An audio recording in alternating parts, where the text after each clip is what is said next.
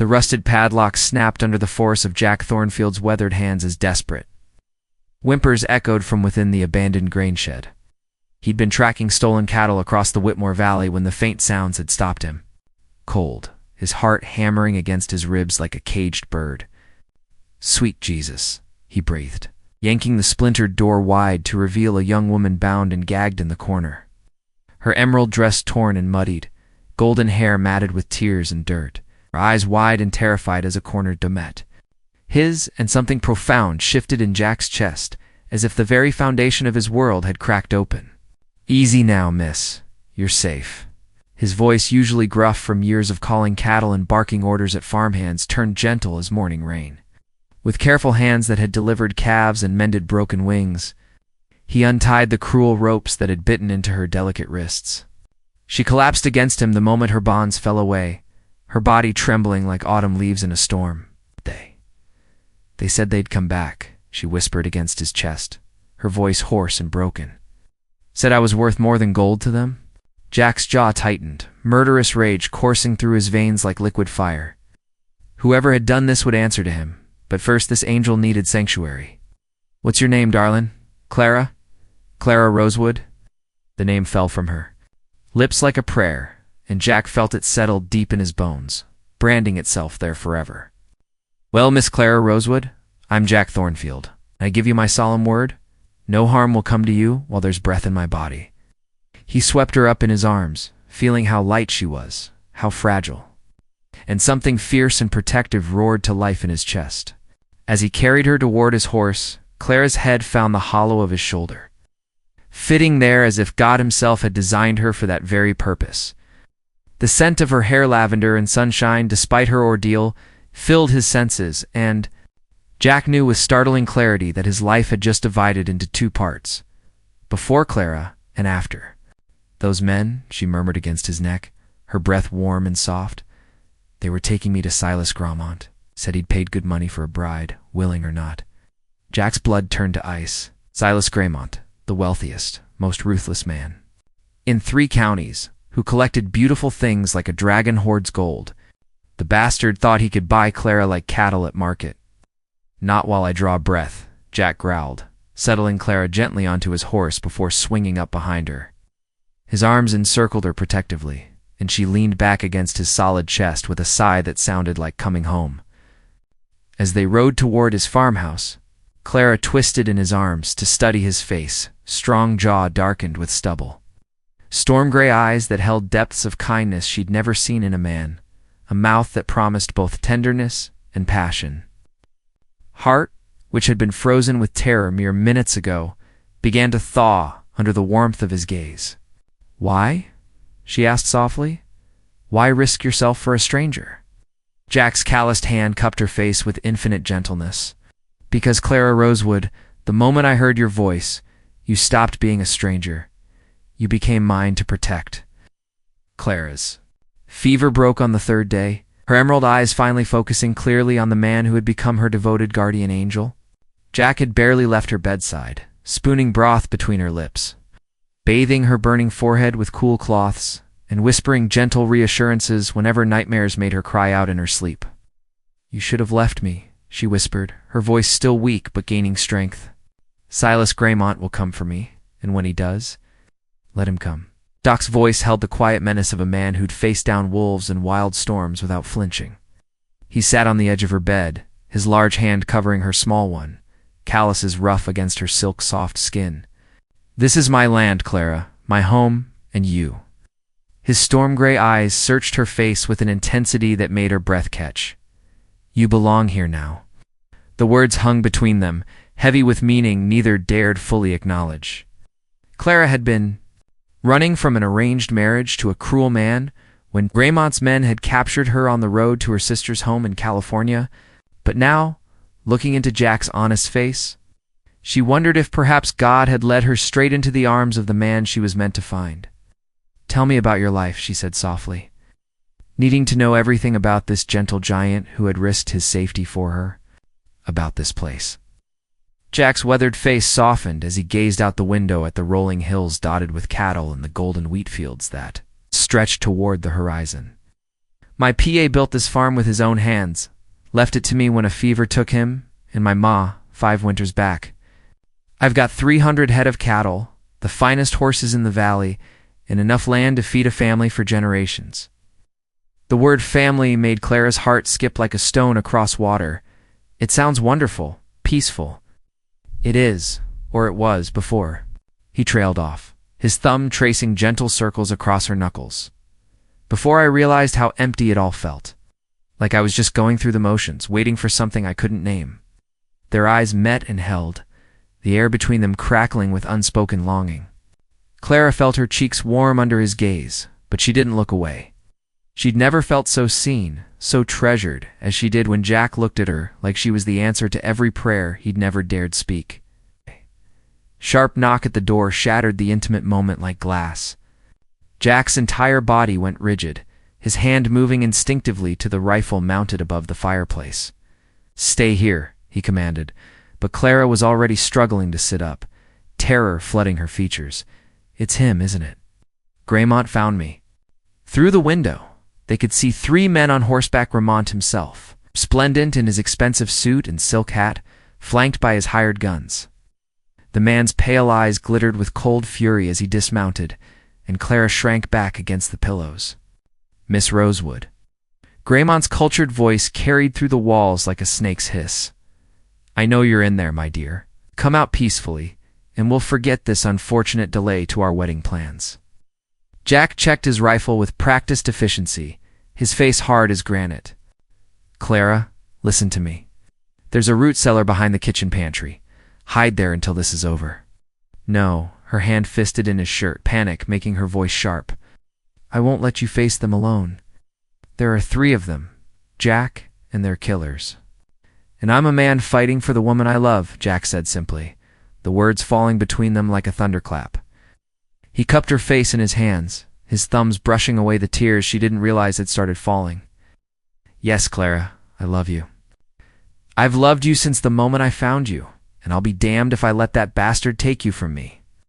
Before she could respond, he kissed her soft and fierce and desperate, pouring all his devotion into the touch of his lips against hers.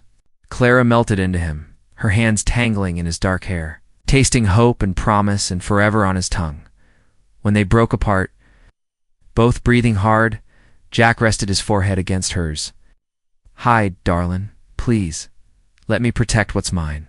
The standoff in Jack's front yard felt like the calm before a tornado, tension thick enough to cut with a blade. Silas Graymont stood with his 2 gunmen, Bartholomew Creed, a scarred giant with dead eyes, and Vicente Morales, whose smile held more poison than a rattler's bite. All 3 men had their hands hovering near their weapons as Jack emerged from his house, rifle held loose, but ready. "Thornfield," Graymont said, his voice smooth as expensive whiskey and twice as bitter.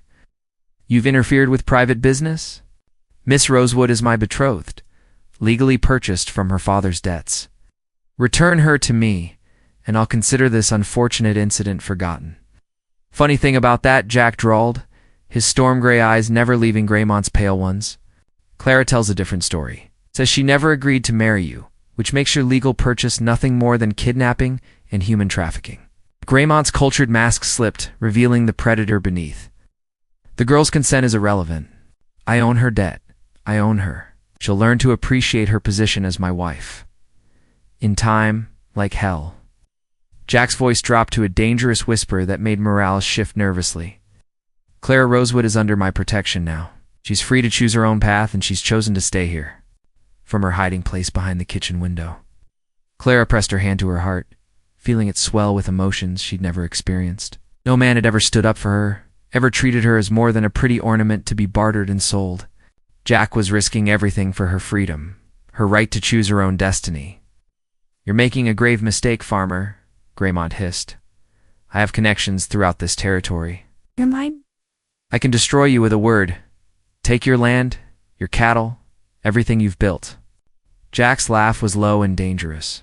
"You're welcome to try, Graymont. I've got something you'll never understand, the respect of every honest man in this valley.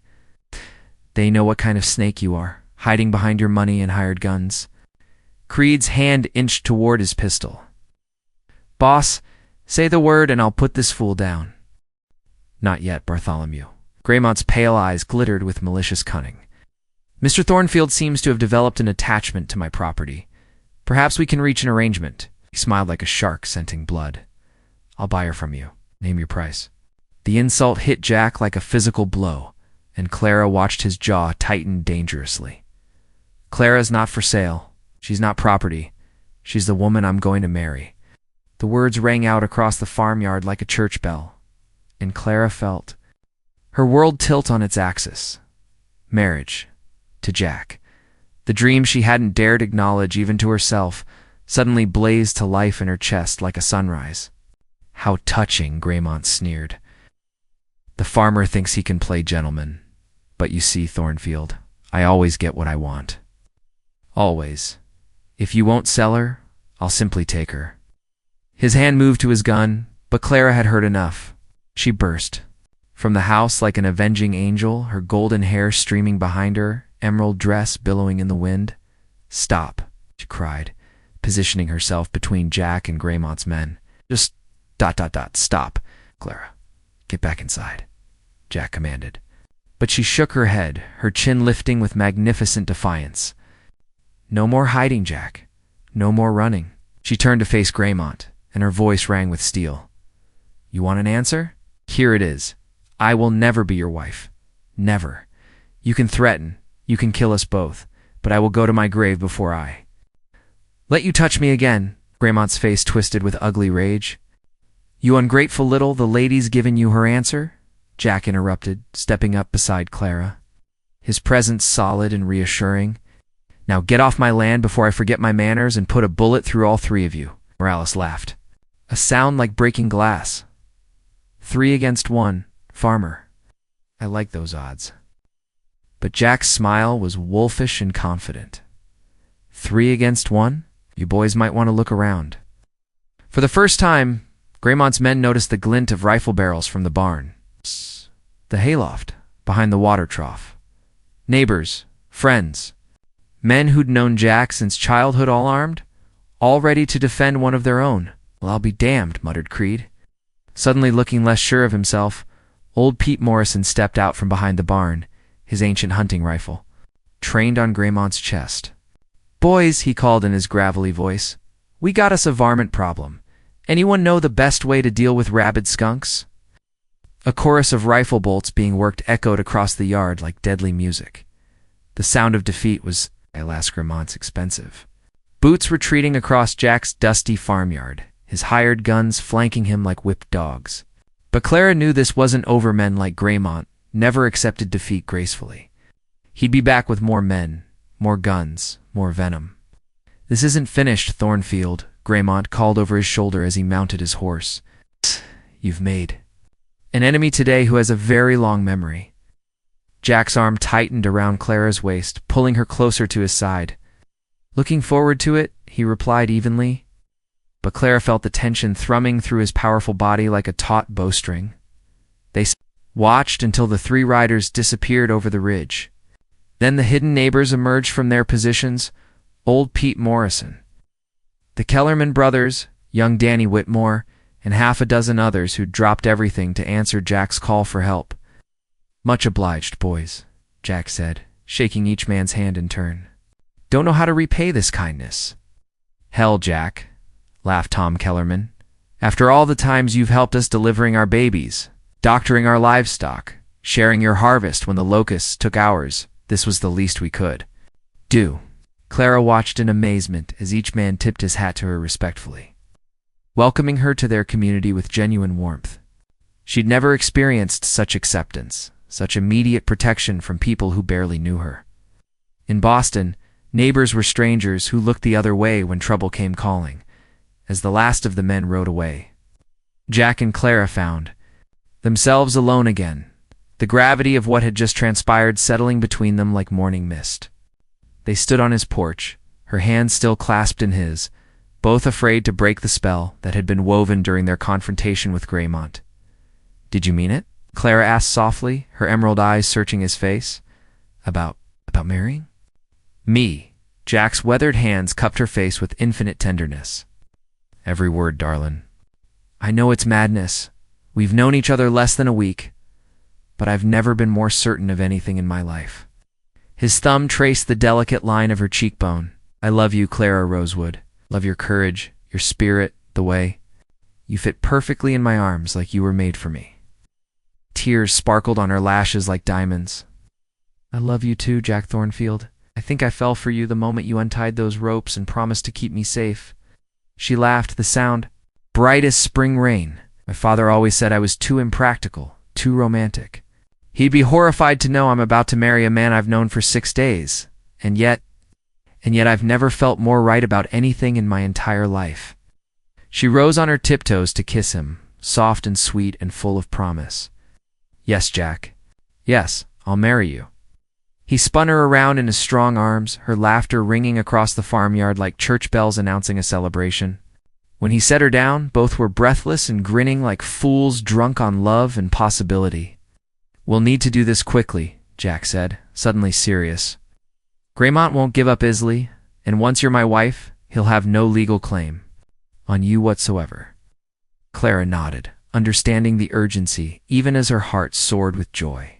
"How quickly can it be arranged? Reverend Patterson owes me a few favors. We ride to town tomorrow, we could be married by sunset." Jack's eyes darkened with worry. "But Clara, once we do this, there's no going back. Life's difficult. He has influence, money, connections. Are you prepared for that kind of fight?" Her answer came without hesitation.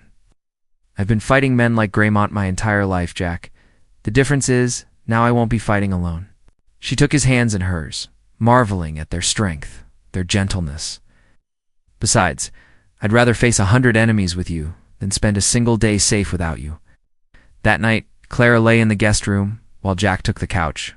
Propriety maintained despite the desire that crackled between them like summer lightning. But sleep eluded them both, each lost in thoughts of tomorrow, of vows spoken before God, of the life they'd build together on this land that already felt like home to her. Through the thin walls, she could hear Jack moving restlessly, and she smiled, pressing her hand to her heart. Tomorrow, she would become Clara Thornfield, wife to the finest man she'd ever known. The thought filled her with such joy she thought she might burst from containing it.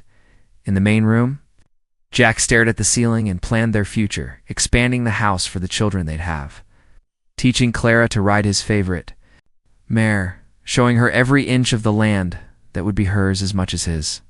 For the first time in years, the empty spaces in his life felt full of possibility. Neither of them heard the lone rider who stopped at the edge of their property, watching the house with calculating eyes before disappearing into the darkness. Like a ghost carrying bad news, the wedding of Jack Thornfield and Clara Rosewood took place at sunset in the little white church that overlooked Whitmore Valley, with half the town in attendance. Despite the hasty arrangements, Clara wore a simple blue dress borrowed from Mrs. Patterson, the Reverend's wife, and a crown of wildflowers that Jack had picked for her that morning. She'd never felt more beautiful. Jack stood at the altar in his best Sunday clothes, dark trousers, white shirt, and the blue vest that matched his bride's dress perfectly. When Clara walked down the aisle on old Pete Morrison's arm, her father being 3,000 miles away and estranged besides, Jack's storm-gray eyes filled with such love and wonder that several women in the congregation dabbed at their eyes. With handkerchiefs, "Dearly beloved," Reverend Patterson began, his voice carrying the weight of ceremony and sacred promise, "we are gathered here in the sight of God to join this man and this woman in holy matrimony." Clara barely heard the familiar words, lost in Jack's gaze and the warmth of his hands holding hers. In the absolute certainty that this moment had been written in the stars long before either of them was born.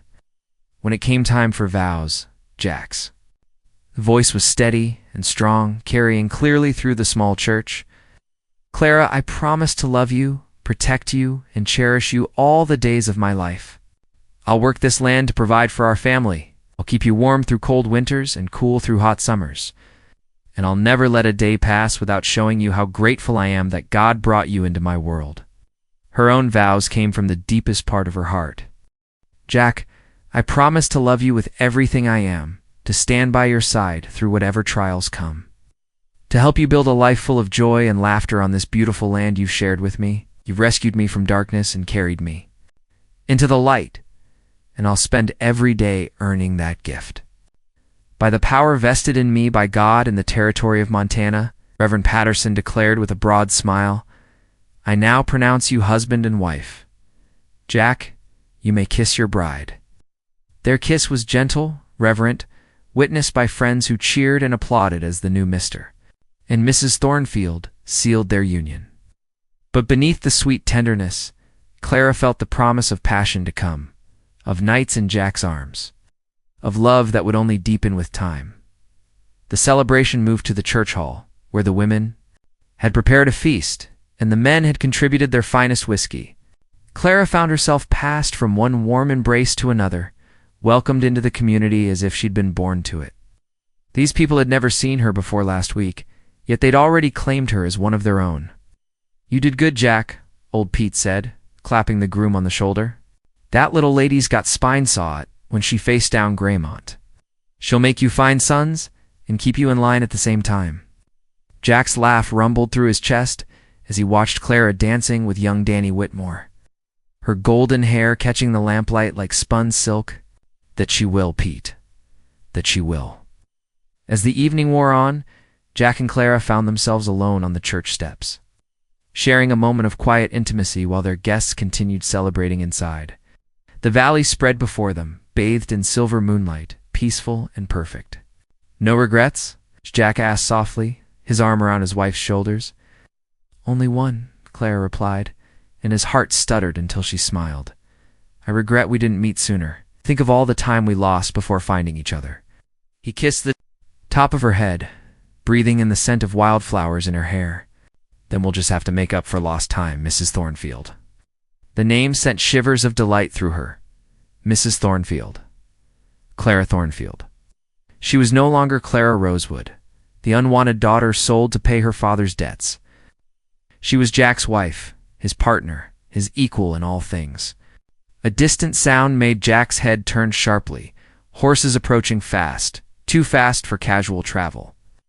His body tensed, and Clara felt the change immediately. What is it? Before Jack could answer, Tom Kellerman burst through the church doors, his face grim. Jack, riders coming hard from the south, at least a dozen men. And Jack. His voice dropped to a whisper. Graymont's, leading them. The celebration inside died abruptly as word spread. Men reached for weapons they'd left by the door. Women gathered children close, and everyone looked to Jack for guidance. Clara stood and smoothed her wedding dress, her chin lifting with quiet determination. Well then, she said calmly, I suppose our honeymoon will have to wait. Jack looked at his bride, his wife, and felt his heart swell with fierce pride.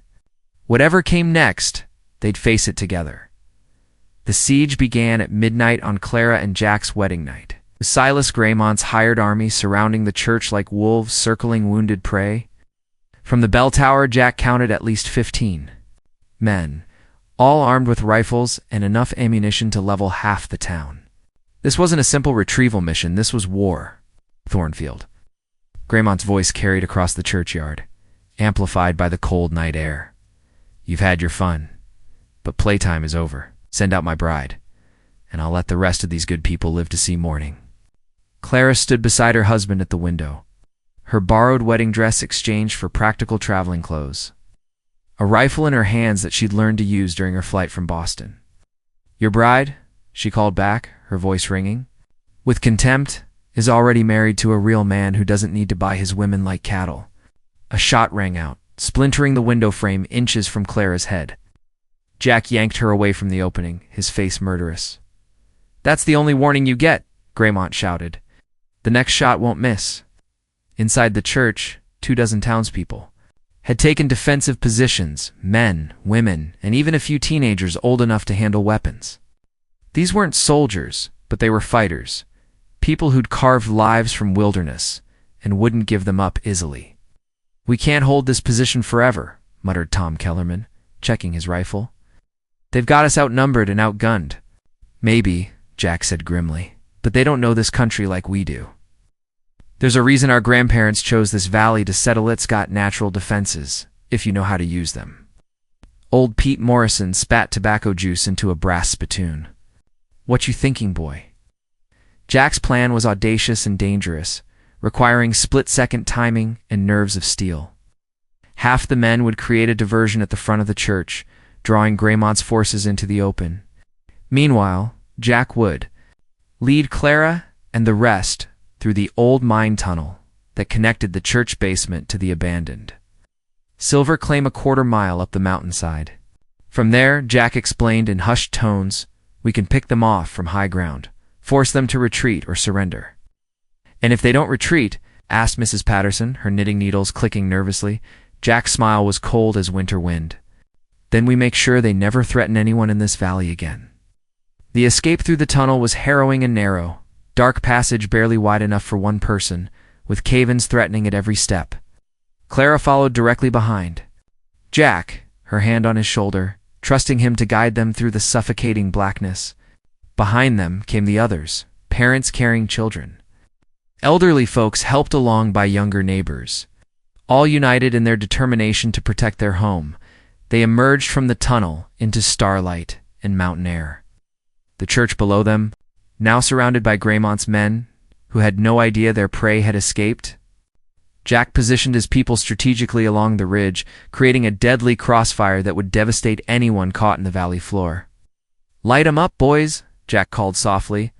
The first volley came like thunder from the heavens, muzzle, flashes illuminating the mountainside like deadly fireflies. Greymont's men, caught completely off guard, scattered like startled sheep, some diving for cover behind headstones, others retreating toward their horses. But Greymont himself stood in the open, his pale eyes reflecting moonlight as he searched the darkness above. "Clever Thornfield," he called out. "Very clever indeed. But you can't stay up there forever, and when you come down..." He smiled like a shark. "Well, let's just say your new bride will learn to appreciate her proper place in my household." Clara had heard enough. Rising from her position behind a boulder, she took careful aim at the monster who'd terrorized her, who'd threatened her husband and friends. "Silas Greymont," she called down. "This is for every woman you've ever hurt." Hershot took his hat clean off his head. For the first time since she'd known him, Greymont looked genuinely rattled. The predator had become prey, and he didn't like the feeling. The battle raged for hours. A deadly game of cat and mouse played out across the valley floor and mountainside. But gradually, inevitably, Greymont's hired guns began to fall or flee, their loyalty bought only with money, and quickly abandoned when the odds turned against them. By dawn, only Greymont himself remained, wounded and cornered behind the church. Steps, his expensive clothes torn and bloodied, his arrogant mask finally stripped away to reveal the coward beneath. Jack and Clara descended from the mountain together, husband and wife united in purpose, ready to end this threat once and for all. The man who'd stolen Clara's freedom, who'd tried to destroy their happiness, now cowered before them like the snake he'd always been. "It's over, Greymont," Jack said quietly, his rifle trained on the man's chest. "Your men are dead or gone. Your money can't protect you here, and the law is on its way to collect what's left of you." But Clara had other ideas. She stepped forward, her own weapon steady in her hands, emerald eyes blazing with righteous fury. "No," she said softly. "This ends with me." Clara Thornfield stood over Silas Greymont like an avenging angel bathed in morning sunlight, her rifle steady, despite the exhaustion that pulled at her bones. The man who had haunted her nightmares, who had bought and sold women like cattle, now trembled before her with blood seeping from a shoulder wound and fear gleaming in his pale eyes. "Please," Greymont whispered, all his cultured arrogance stripped away to reveal the sniveling coward beneath. "I can pay you, both of you, more money than you could spend in 10 lifetimes. Just let me go and you'll never see me again." "Tsk," Clara said softly, her voice carrying the weight of every woman who'd suffered at his hands. "That's all you understand, isn't it? Do you think everything can be bought, that every person has a price?" She stepped closer, and Greymont flinched. "But some things aren't for sale, Silas. Love, loyalty, honor, these are earned, not purchased." Jack moved to stand beside his wife, his presence solid and reassuring without being overbearing. This was Clara's moment, her dragon to face, and he'd support whatever choice she made. "The territorial marshal will be here within the hour," Jack said calmly. "There are wanted posters on you in 3 states: kidnapping, human trafficking, murder. You'll hang for what you've done." Clara considered this, her finger still resting on her rifle's trigger. It would be so easy to end it here, to make sure Graymont never hurt another innocent soul.